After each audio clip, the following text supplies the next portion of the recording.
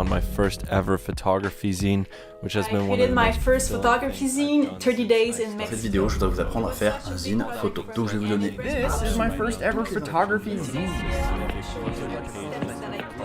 So we're going to talk about what a zine is and why you should make one. Okay, so what's Yo, this is the second episode of my Making a Zine series. If you didn't know, I am making a... Voici comment j'ai eu l'idée de me lancer dans mon plus gros projet.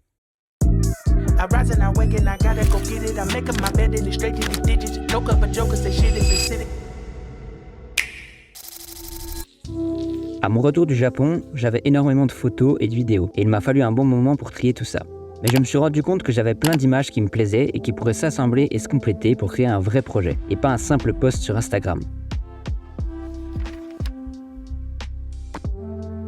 Plusieurs créateurs que je suis sur YouTube ont réalisé un zine photo. Zine. Zine. Donc je me suis dit, moi aussi, je vais en faire un. Mais avant de commencer, un zine, c'est quoi ?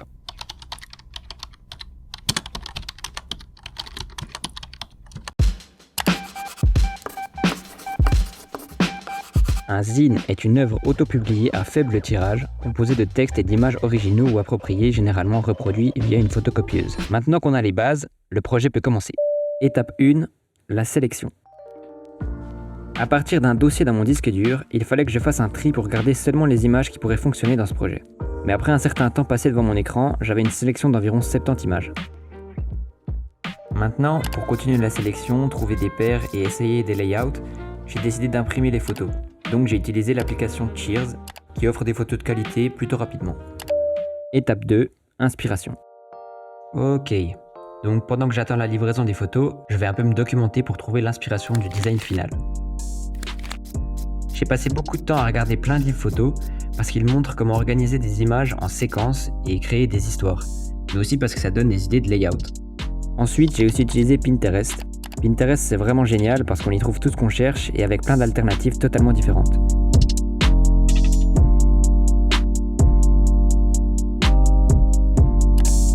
Pour tout regrouper, j'ai créé un moodboard avec le site Milanote qui a vraiment permis de tout avoir en un seul et même endroit. Avec toutes mes recherches, j'ai vu des styles de layout très différents et j'ai surtout eu beaucoup d'idées pour la couverture. Pour la couverture du magazine, je me suis surtout inspiré de C-Cover de Frank Ocean, mais aussi du magazine japonais Popeye.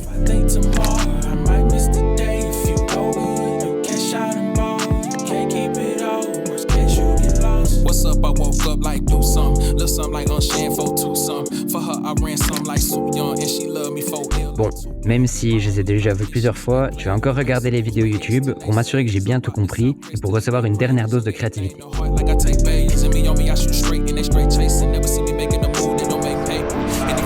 Étape 3, le design.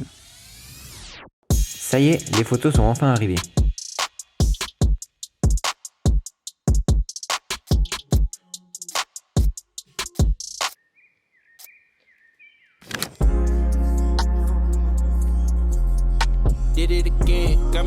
Après un certain temps de réflexion, puis un autre, puis encore quelques autres, j'avais trouvé un ordre qui me plaisait et il était temps de passer au design sur l'ordinateur.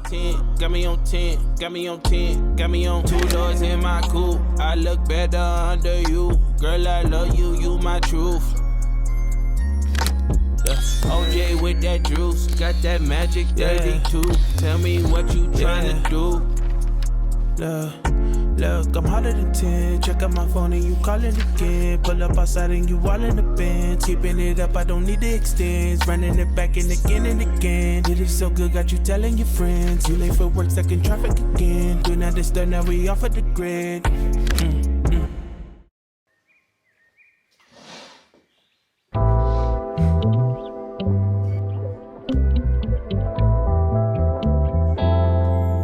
Petit problème, je dois utiliser InDesign et je sais pas du tout comment faire. Donc c'est parti pour un apprentissage express et intensif entre Skillshare et YouTube.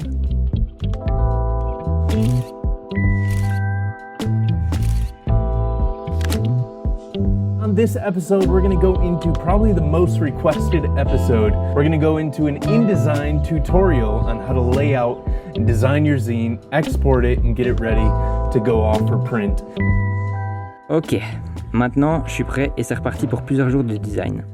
Hey, look.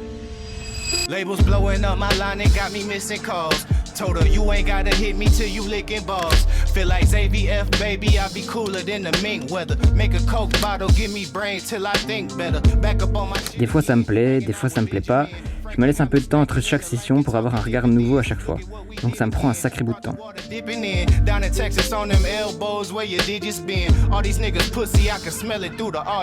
Je voulais quelque chose de vraiment très simple et qui laisse parler les photos.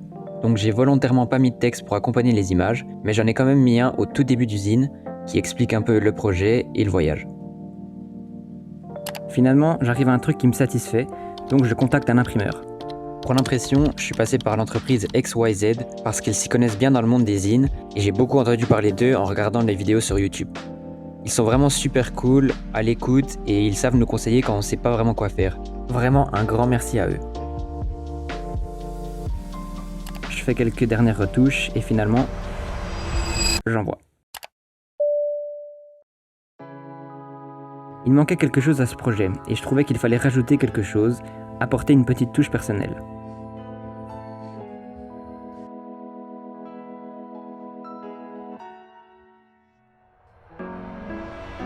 J'ai une idée. Je vais créer un sticker qui sera offert avec chaque zine.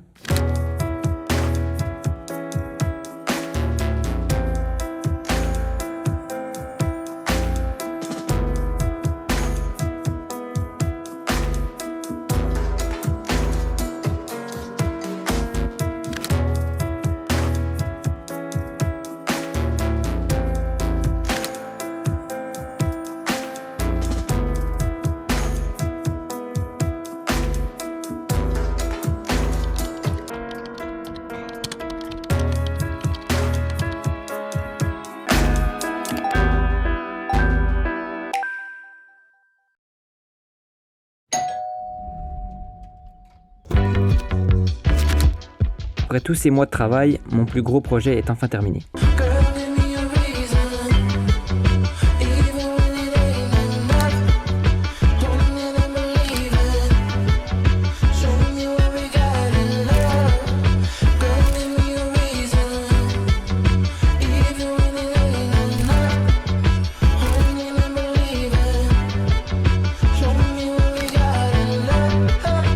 Je suis vraiment super content du résultat et ça me fait très plaisir de pouvoir avoir cet objet entre les mains. De savoir que c'est moi qui ai tout fait de A à Z, ça me fait vraiment quelque chose.